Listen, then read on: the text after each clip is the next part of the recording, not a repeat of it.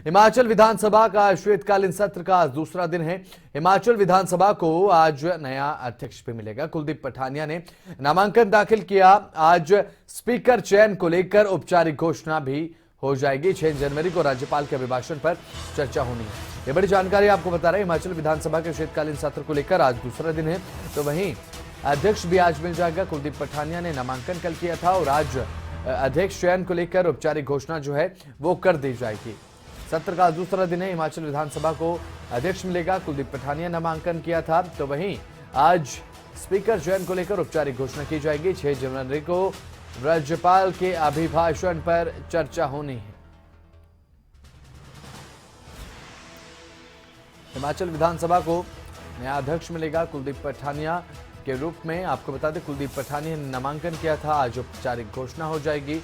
आज स्पीकर चयन की औपचारिक जो घोषणा है वो कर दी जाएगी। 6 जनवरी को राज्यपाल के अभिभाषण पर चर्चा होगी। आज दूसरा दिन है हिमाचल प्रदेश विधानसभा के शीतकालीन सत्र का और पहला दिन जो है वो हंगामे से भरा रहा। अब देखना होगा कि दूसरे दिन क्या कुछ देखने को मिलता है। तो इस पर ज्यादा बातचीत के लिए, जानकारी साझा करने के लिए हमारे शिमला से ब्यूरो प्रदीप ठाकुर हमारे साथ फोन लाइन पर जुड़ चुके हैं। प्रदीप, क्या कुछ जानकारी है इसे लेकर? आज दूसरा दिन है, जो स्पीकर चयन की औपचारिक घोषणा भी होनी है, और ऐसे में कौन से वो मुद्दे रहेंगे जिन पर जो विपक्ष है वो सरकार पर निशाना साधता हुआ नजर आएगा? इन तमाम मुद्दों को लेकर विस्तार से दर्शकों को जानकारी दीजिए। बिल्कुल बसंत, देखिए शीतकालीन सत्र का दूसरा दिन है और पहला दिन जिस तरह से हंगामे के साथ शुरू हुआ है, तो ऐसे में दूसरे दिन आज इसका शीतकालीन सत्र का है। तो शुरुआत जो है 11 बजे सदन की कार्यवाही की होगी और सबसे पहले जो नए स्पीकर हैं वो आसन पर बैठेंगे। आज उनका चुनाव होना है, क्योंकि पिछले कल सिंगल नामांकन आया है कुलदीप पठानिया के तौर पर। तो ऐसे में उनको आज जो है ये पद मिल जाएगा विधानसभा अध्यक्ष का और फिर वो आसन पर आज विराजमान हो जाएंगे। और उसके बाद राज्यपाल जो है वो भी आज सदन में रहेंगे, तो राज्यपाल का अभिभाषण भी होना है और उसमें जो वर्तमान की कांग्रेस सरकार है उसका जो विजन होगा 1 साल का कि क्या काम करने हैं आने वाले दिनों में, उसको लेकर हम कह सकते हैं कि राज्यपाल अपनी बात वहां पर रखेंगे। और हमेशा रहता है कि जब भी कोई सरकार होती है तो जो सरकार की तरफ से अभिभाषण तैयार किया जाता है उसको ही राज्यपाल पढ़ते हैं। तो ये भी 11 बजे के करीब जो है राज्यपाल यहाँ पर पहुंच जाएंगे और फिर जो राज्यपाल का अभिभाषण होगा, फिर आज की एक्टिविटी जो है वो केवल इतनी ही रहेगी। हालांकि देखना ये होगा कि जो विपक्ष है वो सदन में किस रणनीति के साथ आता है। क्या वो राज्यपाल के अभिभाषण का बाइकआउट करेगा या फिर वहां पर कोई नारेबाजी करेगा, ये देखने वाली बात होगी, क्योंकि अभी रणनीति तैयार होनी है। और सेशन शुरू होने से पहले भाजपा जो है हमेशा जिस तरह से विपक्षी है वो विपक्षी विधायक बैठकर चर्चा करते हैं कि क्या किस तरह से अब आज अपनी बात सदन में रखनी है। तो वो रणनीति अभी तैयार होनी है।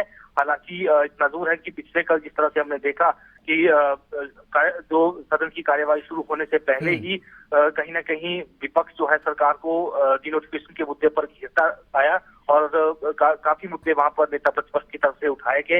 हालांकि बाद में चर्चा भी हुई। और आज की बात करें तो आज देखना होगा कि किस रणनीति के साथ सदन में विपक्ष आता है और क्या अभिभाषण को सुनते हैं या नहीं सुनते हैं, क्योंकि अभी तक रणनीति इसको लेकर तैयार होनी है।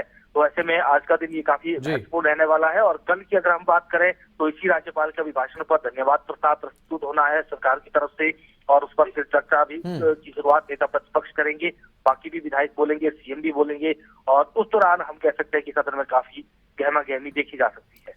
प्रदीप ठाकुर, डिनोटिफिकेशन का जो है पूरा मामला है, डिनोटिफाई करने का संस्थानों को जो पूरा मामला है, क्या ये आज हावी रह सकता है? क्योंकि सुखविंदर सिंह सुक्खू जो कि मुख्यमंत्री नए बने हैं हिमाचल प्रदेश के, वो साफ कर चुके हैं केवल नीड बेस्ड कार्यालय को ही बहाल किया जाएगा।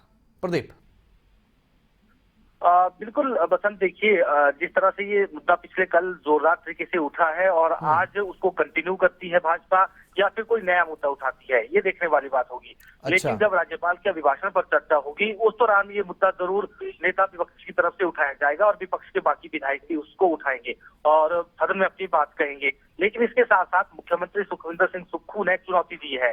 पिछले कल खबरें अभी तक के साथ खास बातचीत में उन्होंने नेता विपक्ष को चुनौती दी। उन्होंने कहा कि अगर उन्होंने अपने समय में जो कार्यालय खोले हैं वो पूरी डिटेल के साथ राज्यपाल के अभिभाषण में चर्चा के दौरान सदन में आए और कहें कि हमने इतने संस्थान खोले थे और इतने लोगों को, इतने कर्मचारियों को हमने वहां नियुक्त किया था। डिटेल वाइज वो जानकारी सदन में साझा करें और वो आंकड़े वाइज अगर देंगे तो हम उन संस्थानों को तुरंत वहीं पर बहाल करेंगे। ये उन्होंने अच्छा। एक बड़ा चैलेंज जो है वो दिया है। तो ऐसे में अब देखना ये होगा कि जिस तरह से ये चैलेंज दिया गया है उसको भाजपा यानी विपक्ष किस तरह से एक्सेप्ट करती है। क्या वो ले आती है आंकड़े, जब राज्यपाल के अभिभाषण पर चर्चा होनी हो उस वक्त आंकड़े लेकर आती है कि हमने ये संस्थान खोले थे और इन संस्थानों को अब बहाल बिल्कुल। करना जरूरी है, इतने कर्मचारी हमने खोले थे। मुख्यमंत्री ने ये भी कहा कि कई ऐसे स्कूल खोले गए हैं जो केवल सीनियर सेकेंडरी स्कूल चपरासियों के हवाले छोड़े गए थे। तो ऐसे में उन स्कूलों को चलाया नहीं जा सकता है। हम मैन पावर का इंतजाम करेंगे, फिर हम उन स्कूलों को बहाल करेंगे। तो ऐसे में अब देखना ये होगा कि जब ये आमने सामने आंकड़ों की बात आएगी, पूरी सूची देने की बात आएगी, तो क्या विपक्ष वहां पर अपनी बात किस तरह से बात अपनी रखता है। जी प्रदीप ठाकुर, नजर अपनी बनाए रखिएगा इस दूसरे दिन पर शीतकालीन सत्र की जानकारी आपसे लेते रहेंगे, अपडेट आपसे लेते रहेंगे। फिलहाल के लिए आपका बहुत बहुत शुक्रिया।